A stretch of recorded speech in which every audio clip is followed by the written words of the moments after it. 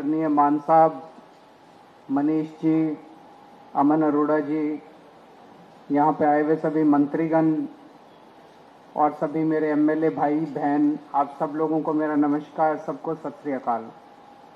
सबसे पहले दिल्ली में आप लोगों का स्वागत है और मैं जानता हूँ आप सब लोग लंच का इंतज़ार कर रहे हैं। मैं ज़्यादा नहीं बोलूँगा, बस 2-3 मिनट में अपनी बात ख़त्म करूँगा। हमारी सरकार को बने लगभग 4 साल हो गए, 10 महीने बचे हैं चुनाव के। चुनाव के आखिरी साल में ऐसा बहुत कम होता है और ऐसी बहुत कम सरकारें होती हैं कि आखिरी साल में लोग उस सरकार की तारीफ कर रहे हों। 4 साल के बाद कहते हैं एंटी इनकम्बेंसी बहुत हो गई, एंटी इनकम्बेंसी बहुत हो गई। लेकिन पंजाब के अंदर मेरे पास रोज सर्वे आते हैं, पंजाब के हर हलके के, हर इलाके के। आप किसी पिंड में चले जाओ, किसी मोहल्ले में चले जाओ, आज पंजाब के अंदर एंटी इनकम्बेंसी नहीं है, प्रो इनकम्बेंसी है कि सरकार बहुत अच्छा काम कर रही है कि नहीं कर रही है।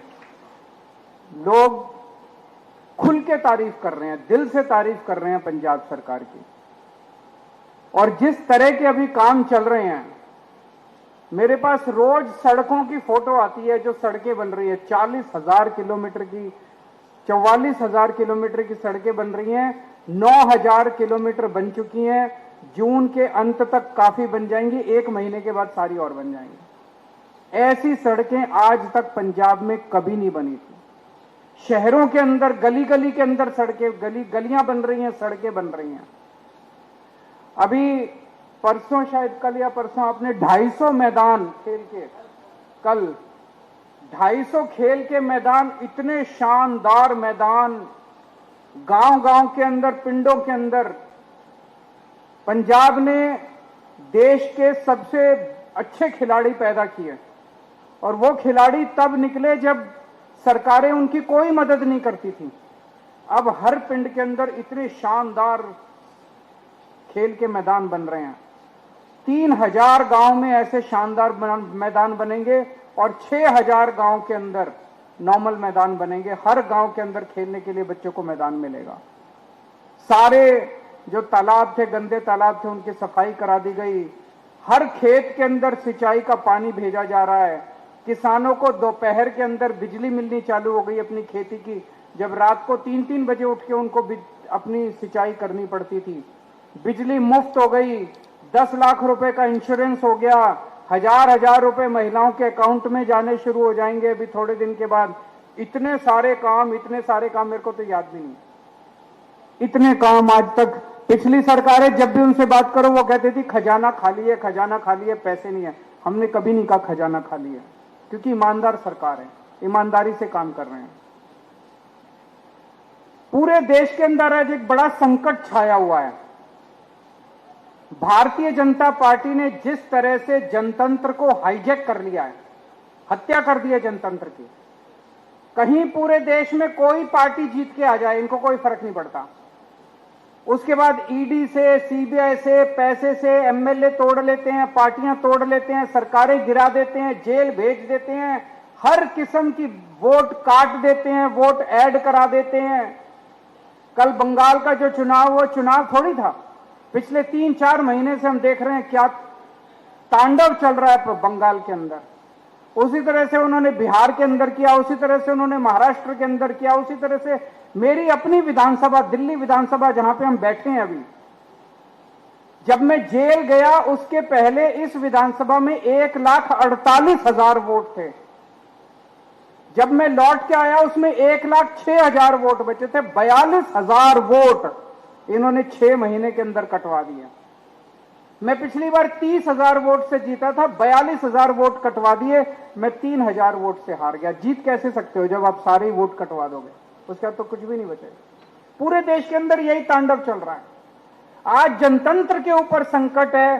जो हमारे शहीदों ने अपनी जान कुर्बान करके, भगत सिंह ने, सुभाष चंद्र बोस ने, जो हमारे देश के स्वतंत्रता सेनानियों ने अपनी जान कुर्बान करके शहीद हमें आजादी दिलाई थी, आजादी के ऊपर संकट आया हुआ है। लेकिन 2014 याद करो, 2014 में मोदी जी की आंधी आई थी। मई 2014 में जब मोदी जी की सरकार बनी थी तो आंधी चल रही थी। उसके बाद जितने चुनाव हुए, मई के अंदर देश का चुनाव हुआ, उसके बाद हरियाणा का चुनाव हुआ, जीत गए ये लोग, महाराष्ट्र का चुनाव हुआ, जीत गए लोग, झारखंड का चुनाव हुआ, जीत गए लोग। जहां चुनाव हुए ये लोग जीतते चले गए, जीतते चले गए, जीतते चले गए। फिर फरवरी 2015 आया, दिल्ली का चुनाव हुआ और दिल्ली के चुनाव में 70 में से 3 सीट आई भारतीय जनता पार्टी की। तो वो जो रामायण के अंदर एक कहानी है कि अश्वमेध का घोड़ा, भगवान राम ने अपना अश्वमेध का घोड़ा जब वापस आए, अयोध्या के राजा बने, अपना अश्वमेध का घोड़ा छोड़ा कि ये घोड़ा जहां जाएगा वो भगवान राम की जमीन हो जाएगी। और लव और कुश, उनके दोनों बच्चे, जिनका मंदिर अमृतसर में है, वहां पे जब भगवान राम का घोड़ा पहुंचा अमृतसर में, उन्होंने दोनों बच्चों ने उस घोड़े को रोक लिया और तब से कहा जाता है कि अश्वमेध का घोड़ा रोकने वाले लव और कुश थे। इसी तरह से दिल्ली वाले थे जिन्होंने अश्वमेध का घोड़ा रोका था। मोदी जी का घोड़ा चलता जा रहा था, चलता जा रहा था, चलता जा रहा था। दिल्ली वालों ने अश्वमेध का घोड़ा रोका था, आम आदमी पार्टी ने अश्वमेध का घोड़ा रोका था। आज मैं बड़ी जिम्मेदारी के साथ कह रहा हूं, अभी भी आंधी हो गई है। ये लोग सारे चुनाव, असम जीत गए, बंगाल जीत गए, बिहार जीत गए, महाराष्ट्र जीत गए, दिल्ली जीत गए, जहां देखो ये जीतते जा रहे हैं। अगली साल फरवरी के अंदर जब पंजाब के चुनाव होंगे, इस बार अश्वमेध का घोड़ा नहीं रुकेगा। पंजाब के चुनाव के बाद मोदी सरकार गिरेगी, देश के अंदर मोदी सरकार का अंत पंजाबी करेंगे, मोदी सरकार का अंत पंजाब के लोग मोदी सरकार का अंत करेंगे। पंजाब का चुनाव मोदी जी का आखिरी चुनाव होगा, देख लेना। मेरा दिल कहता है, कैसे होगा मेरे को अभी नहीं पता। पंजाब तो आप जीतोगे, पंजाब तो पंजाब के लोग जीतेंगे, लेकिन मेहनत करनी पड़ेगी, घर घर जाना पड़ेगा। जो अभी मान साहब ने कहा, उनको बताना पड़ेगा कि भारतीय जनता पार्टी पंजाब और पंजाबियों से नफरत करती है। एक काम नहीं किया इनके पास, तो इतनी पावर है, सेंट्रल गवर्नमेंट इनके पास है। आरडीएफ में हमें डबल पैसा दे देते पंजाब सरकार को, और 10 तरह से पैसा देते थे, भाई लो पंजाबियों ये भी ले लो, ये भी ले लो। जो हक बनता था पंजाबियों का वो भी छीनते जा रहे हैं। कह रहे हैं अगर इनकी सरकार आई तो पंजाब का पानी सारा हरियाणा को दे देंगे, इनकी सरकार आई भाखड़ा डैम ये हरियाणा को दे देंगे, इनकी सरकार आई चंडीगढ़ उठा के ये हरियाणा को दे देंगे, इनकी सरकार आई ये पंजाब यूनिवर्सिटी हरियाणा को दे देंगे, इनकी सरकार ये तीनों काले कृषि कानून पंजाब के अंदर लागू कर देंगे। ये हमें बताना पड़ेगा कि अगर पंजाब के अंदर बीजेपी की सरकार आ गई तो ये तहस नहस कर देंगे, पंजाब को रौंद डालेंगे। लेकिन इनकी औकात नहीं है। आज तक पंजाब के किसी ने भी अगर भारत के ऊपर आक्रमण किया, वो पश्चिम से आया और पंजाब ने उसको रोका, पंजाब ने अपना खून बहा के उनको रोका, बाहर से आने वालों को।